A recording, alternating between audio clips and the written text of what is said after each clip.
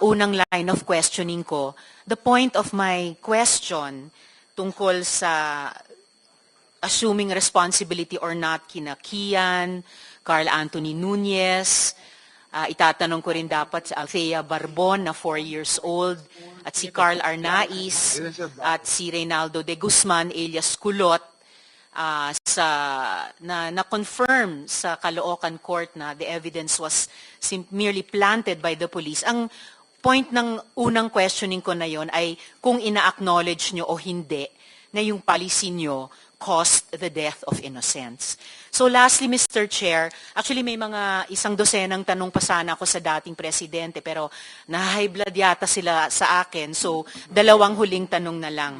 Una po. Yes, Mr. Chair. Ganun lang siguro kasi excited lang ako. First time ako naka-appear ng Senate. But walang personalan yan.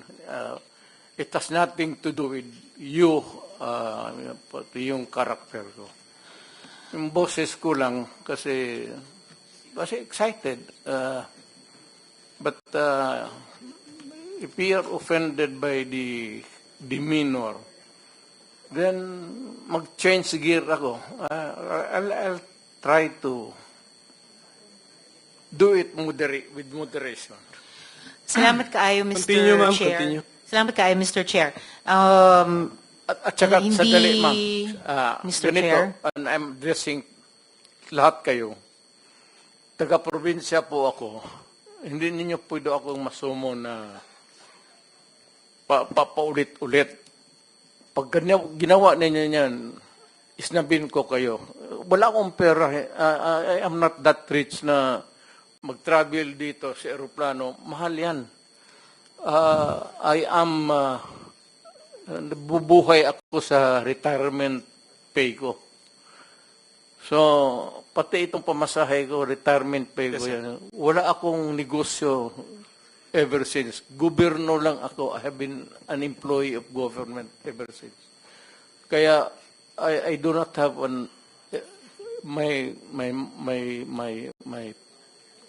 my public life is open to everybody.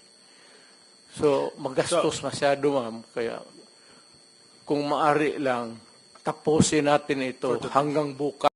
Huwag na tayong umalis dito. Thank you, Mr. President. Salamat kaayo, Mr. sir. Chair. Tapusin talaga natin ito. Tapusin natin ito dito ngayon. Huwag tayong umalis dito hanggang umaga. Umabot man tayo hanggang umaga bukas. Huwag tayong umalis dito. Tapusin natin dito. Okay, Mr. President, we are prioritizing the questions directed to you. Sige. Senator Ontiveros. Salamat kaayo, Mr. Chair. So, pangalawang tanong ko, tinawagan nyo ba si Senior Superintendent Padilla para i-congratulate siya sa pagpatay sa 3 high-value targets na Chinese nationals na inilagay sa loob ng Davao Penal Colony? Kasi sinabi nyo daw, congrats Superintendent Padilla, job well done. Pero grabe ang ginawang dinuguan. Do you confirm this, Mr. Chair? You call Padilla now because he is lying. I do not know him and I do not have to congratulate this policemen and soldiers. Trabaho ninyo yan. Why do I have to congratulate you? Magtrabaho kayo dyan. So you do not confirm na tinawagan nyo si Senior Superintendent Padilla? I only congratulate people with itong mga police na graduate with honors kasi nagtuturo ako sa Police Academy. May congratulatory message ako. Pero congratulate ako ng ano. Well, Mr. Chair, of course, absolutely hindi naman natin kailangan investigate yung graduating with honors sa academy. Pero yung EJ case sa war on drugs, kailangan talagang kaya natin iniimbestiga. Kaya ma'am, huwag Mr. tayong Chair, umalis dito sa kwartong ito hanggang matapos ang gusto ninyong kunin sa akin. well, Mr. Chair, so yung huling tanong ko for today, for the record, Bakit ano po? Tinawag Mr. ninyo Chair. ako dito, tapos yan lang ang huli ninyong tanong? May mga colleagues pa yata tayo, Mr. Chair, na magtatanong sa dating presidente. So, for the record, sinasabi nyo ba na ang mga drug users at drug criminals ay dinideserve nilang mamatay na lang kaysa pumunta sa jail? O para i-paraphrase ko si Patricia Evangelista, do some people need killing, Mr. Duterte? Ma'am, presidente ako. Nagagastos ako sa gobyerno. Bakit ako magbubuhay sa mga putang inang yan? Kung yung pera na ipapakain ko dyan sa preso, ibigay ko na lang doon sa mga tao dyan sa walang bigas. So, mas okay Walang kung trabaho. patayin sila kaysa ipreso Wala akong pakialam sila? dyan sa kriminal, ma'am. So, thank you for Akong making that of record. pakialam sa kriminal kung saan silang impernong gusto nilang pumunta. Well, Mr. Chair, for the record, You make your own history in this planet. yes, Mr. Yun Chair. ang gusto nilang mangyari.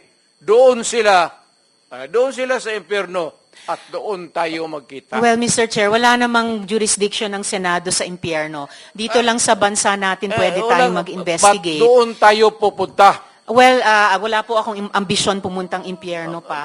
Pero Mr. Chair, ang hirain punto kita, lang ma'am. nito, ang punto lang nito ay nung magsisimula ang anumang police operations, drug-related police operations, supposed to be, at sinabi ng mga resource persons, merong pong manual of operations, merong continuum of force sa pag-enforce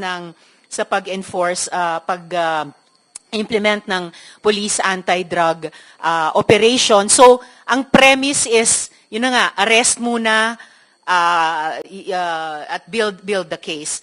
Well, Mr. Chair, no, as a final word, I hope and I imagine that the Department of Justice is watching dahil ang daming admissions ng dating presidente involving criminal acts. Salamat kaayo, kasaysayan na lang po maghuhusga. Salamat kaayo, Mr. Chair. Thank you, Senator Mr. Ontiveros. Chair. Yes, go ahead, Mr. President. Nagtataka ako hanggang ngayon ang Justice Department hindi pa nag-file ng kaso hanggang ngayon.